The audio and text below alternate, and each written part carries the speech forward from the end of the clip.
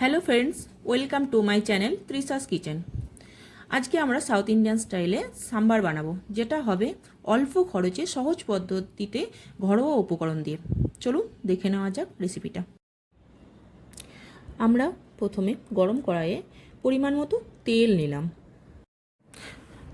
তেলটা গরম হলে তাতে জিরে, শুকনো লঙ্কা, সর্ষে দিয়ে একটু নাড়াচাড়া করে নেওয়া হলো।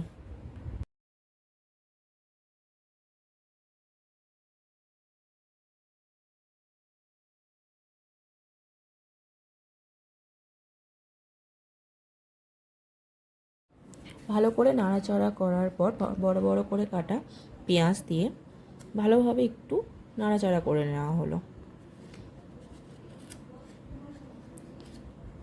ভালো করে নাড়াচাড়া হলে এর মধ্যে একটু কারি পাতা, ডাঁটা, লাউ, এবার সবজিগুলো একটু ভালো করে নাড়াচাড়া করলাম।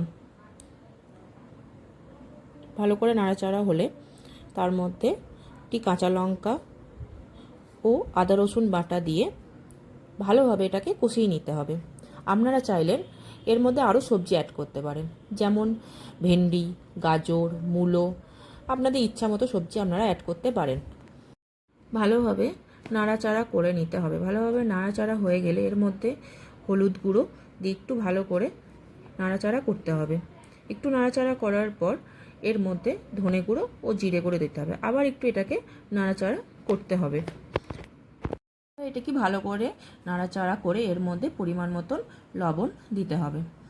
লবণটাকে ভালো করে একটু নাড়াচাড়া করে মাখিয়ে নিতে হবে সবজিটার মধ্যে। মাখানো হলে এর মধ্যে 10 মিনিট আগে থেকে ভেজানো তেঁতুল জলটা দিতে হবে।